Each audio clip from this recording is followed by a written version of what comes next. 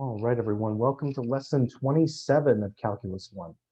Today's lesson will be our final lesson on the application of derivatives, which will be on finding antiderivatives, or sort of the opposite of doing a derivative.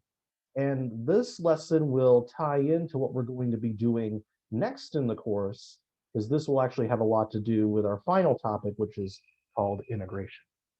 All right, so what is an antiderivative? Well, let's say we have a function, and let's use a pretty simple function, x squared. What we want to do is we want to find a function capital F of x, where the derivative of capital F ends up being our lowercase f, or x squared. So we want to find a function whose derivative is this, or we want to go backwards from here via derivatives. All right, well, let's think about this. Let's think about what a capital F might be here. Well, I know that when I use the power rule for polynomials, and I want to do a derivative to get from here to here, I know that the power of my polynomial goes down by 1. So if I did the derivative from here and I got x squared, well, that probably means that I add an x cubed here for my capital F of x. Now, if I just left this as x cubed, there'd be a problem in that I bring this coefficient down to the front and then I lower my power. So I would actually have 3x squared as the derivative of this, not just x squared. But I can counteract that by putting a 1/3 here. Because now when I do my derivative, I bring the 3 down, but then the 3 cancels with the 3 in the denominator, and this power lowers, and then I just have x squared. So it seems like this function, 1/3 x cubed, will have x squared as its derivative. Or in other words, capital F of x is the antiderivative, or is, I should say, an antiderivative of little f of x. Now, why did I make a point of scribbling out the article the and replacing it with an, a possibly plural article here? Well, there's more than one function that will have its derivative be x squared. So we know this will have its derivative be x squared, but what if I chose for my big F 1/3 x cubed plus 1? If I did the derivative of this, we would have the same thing happening here, where I'd bring the 3 down, I'd lower the power by 1 to x squared, and then I get this, and then the derivative of 1 would just be 0, so that wouldn't even show up here. So this would also be an acceptable antiderivative of f of x. And there's nothing really special about 1. We could also maybe have this be minus 1,000 pi, for example. Any constant will have its derivative end up being 0, so we can tack that on to the end of our antiderivative here and still have its derivative get us back to x squared.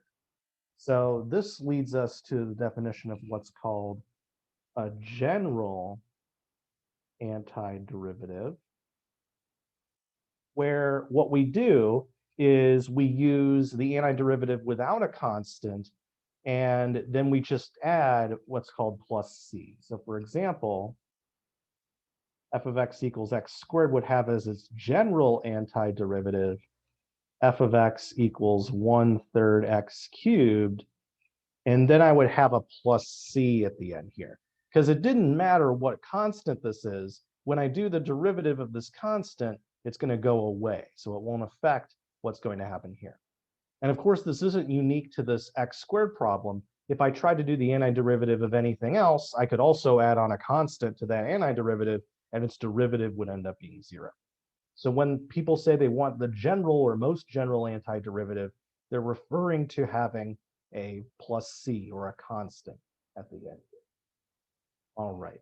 So with that in mind, let's go ahead and try to find the general antiderivative of a bunch of different functions.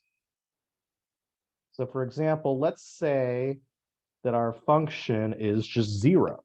This is a really easy function. Well, let's think of it this way. So what kind of function has 0 its derivative? Well, it would be any constant. So in fact, our plus c is effectively the whole antiderivative, because the derivative of any constant would be 0. But if we have something other than a constant, then that would have a non-zero derivative. So the antiderivative of 0 is just a constant. And remember, it doesn't matter which one, any constant will do. All right, let's say we have a non-zero constant for our function like 3. Well, I know that the derivative of a constant times the variable is just the constant. So I'm going to have 3x here. And then as always, I'm going to add on a plus c because the derivative of this will be 0 and disappear. There's another antiderivative. All right. Let's generalize our result here. Let's say I have x raised to the nth power, but we're going to exclude x to the -1 because that one's a special case.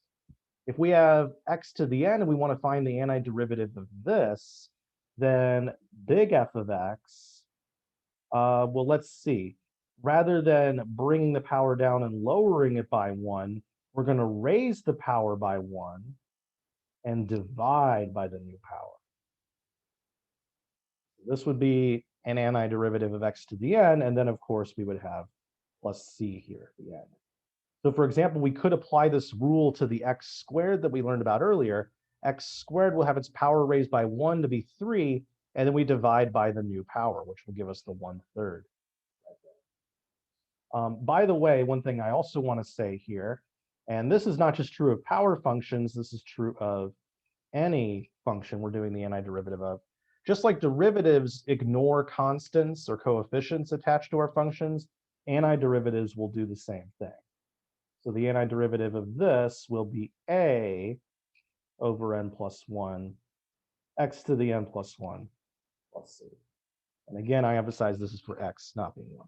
So notice that the constant is just left alone. All right, well, I specifically included -1. What happens if we have x raised to the -1st power? Well, in this case, so we're going to have 1 over x here. What has as its derivative 1 over x? It's going to be natural log of x. So we have ln. Now we're going to put an absolute value here, and then we're going to have plus c. Now, why do we need an absolute value on the log in this case when we usually don't see them on logs that we encounter? Well, this is because this function admits negative values. Like, for example, I could plug -1 into here. So I need to allow my logarithm to have negative values as well for x. Meaning I'm going to put these absolute values here. For a more technical explanation, what you could do is you could assume x is less than 0, and then you could replace this with -x and then do the chain rule for derivatives. And you'll see that you'll end up getting this right here.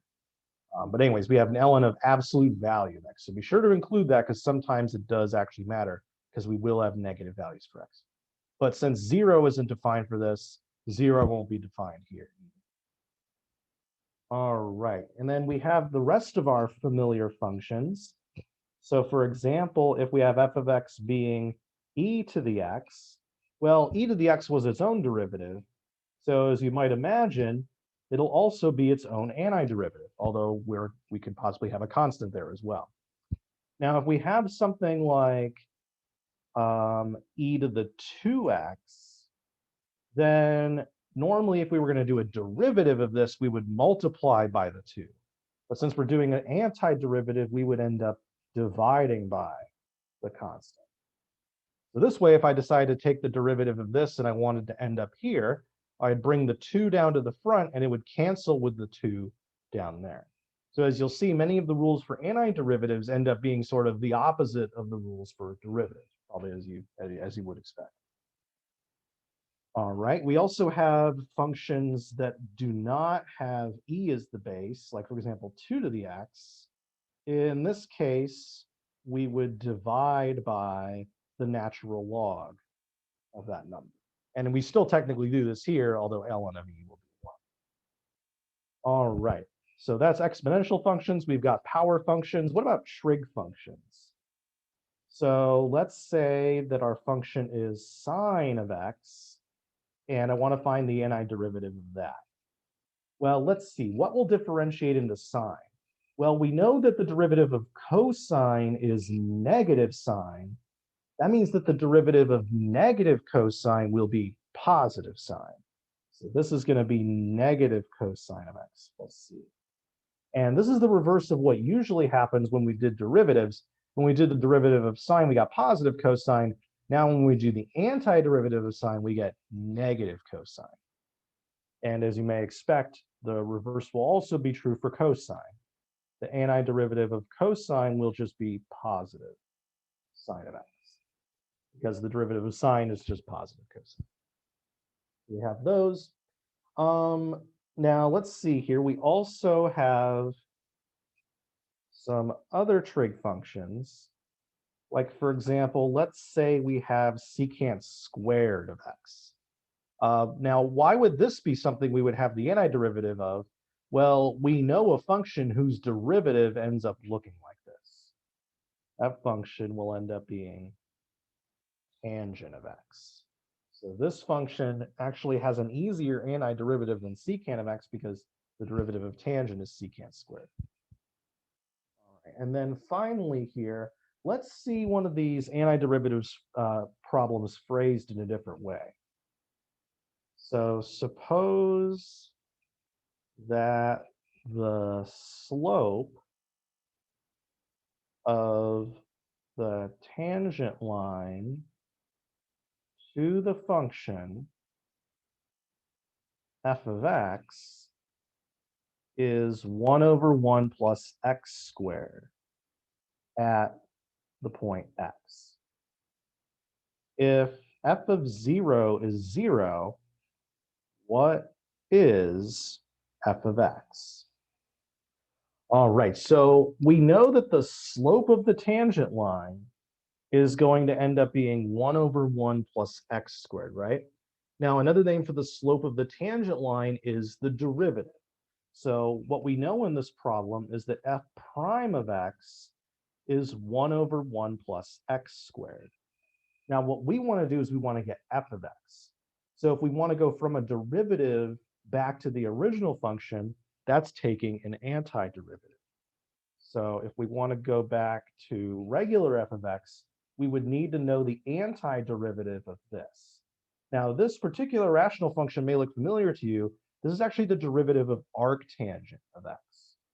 So it turns out that f of x will be arctan of x. But then remember, we could have any constant there. Now, the thing is that we don't just want an arbitrary function like this with a plus c. We want a specific function. This is where this piece of information comes in. We know that if we plug x equals 0 into this function, we should get 0. So 0 will be arctan of 0 plus c. Now, arctangent of 0 is 0, so this means that c is going to be 0. So for this one, our f of x will be arctangent of x. So that's the function that has 1 over 1 plus x squared as the slope of its tangent line at any given x right here. This is one way you may be asked to find an antiderivative. Another way you may be asked to find an antiderivative is a little more directly in a problem like this. So suppose that if y prime is equal to secant squared of x plus secant of x times tangent of x, and that y of 0 is equal to 1, or let's have it be 0. Y of 0 is equal to 0, find y. Okay, now this problem is very similar to the last one, only it's phrased a bit differently. We know what the derivative of our function is, and we know a specific point for the antiderivative. And what we want to do is we want to find the original function. Well, if we ever want to go backwards from the derivative to the original function, we take the antiderivative. So what's the antiderivative of secant squared, or what function differentiates the secant squared? You saw a few moments ago that that's tangent of x. And then we're going to do the antiderivative of secant times tangent. Now, this is something that's really easy to take for granted, and actually you should take it for granted. So just like derivatives split over addition, and we can consider these separate functions for purposes of taking a derivative, We could also consider them separate for purposes of finding an antiderivative. Antiderivatives also split over addition and subtraction. So I can simply find the antiderivative of this and add it to the antiderivative of this. So what's the antiderivative of secant times tangent? Well, we need to think, what function has a derivative that looks like this? And it turns out that that's going to be secant of x. Now, remember, we want the most general antiderivative, but we don't need to put a constant for each one of these terms. We simply need to put a constant right at the end when we're done with all of the antiderivatives. All right, so we know that our function looks something like this, but we need to get what the c value is going to be specifically. So this is where we use the fact that y of 0 must be 0. So I plug 0 into here. Now I have tangent of 0 plus secant of 0 plus c. All of that must be 0. All right, well, tangent of 0 is 0. Secant of 0 is 1. And I have c. So I need to add 1 to c and get 0. Well, that means that c is going to be negative 1. So we can't always just ignore the c and get rid of it like we can in the last problem. Sometimes c will end up being something non-zero. So our function in the end ends up being tangent of x plus secant of x minus 1. So there we go. We were able to figure out y. By the way, this is a very simple example of something called a differential equation. Now, loosely speaking, a differential equation is simply an equation with a derivative in it where you want to solve for an unknown function. So right here, we technically solved our first differential equation, although you could possibly consider the previous problem a differential equation as well. So if you ever take that class, you're going to be doing a lot of things like this, and you'll end up taking a lot of antiderivatives in that class. All right, so let's move on to another example. Let's say that y double prime is x squared plus 1. Now this time they give us two pieces of information. They say that y prime of 0 is 1 and y of 0 is 0. Now, I've used 0 for all these examples because it's easy to plug in, but we could have done this at a point that's not 0 as well. Like I could have given you what happens at 1 for both of these, for example, or pi or whatever. It just needs to be a data point about the derivative and the original function. Although you may see problems where you just have two data points about the original function. That's also a possibility. All right, anyways, now if we want to undo the second derivative by an antiderivative, we'll actually get back to the first derivative. So we undo one of the derivatives. Now the antiderivative of this will be x cubed over 3. This is the first example in the class. And then we have the antiderivative of the constant is simply the constant times x. So we're actually just going to get x for that. And then since we've completed an antiderivative, we need to have c. All right, but we're still not at y yet. Let's go to y by doing another antiderivative. So I'm going to do the antiderivative of x cubed over 3, meaning I raise the power one more time to be x to the 4th. And then I divide by 4, which combines with the 3 I have already, giving me 12. This is technically x to the first power, so I raise it to be x squared, and then I divide by 2. Now this is where things get interesting. So this is some kind of constant, right? And we haven't computed what this constant is yet. But the antiderivative of any constant, whether it be 1, 3, whatever, is going to be a constant, that same constant, times x. Whatever this constant is, we're going to have that times x here. And then we've just finished an antiderivative, so we need to add another constant, which I'm going to call d. Now, I don't want to call this one c because I already used the letter c for this number, and for all I know, these two could be totally different numbers. So I need to use something different to represent the constant I get here. And in general, the number of antiderivatives you do will equal the number of unknown constants that you have at the end of when you get your original function.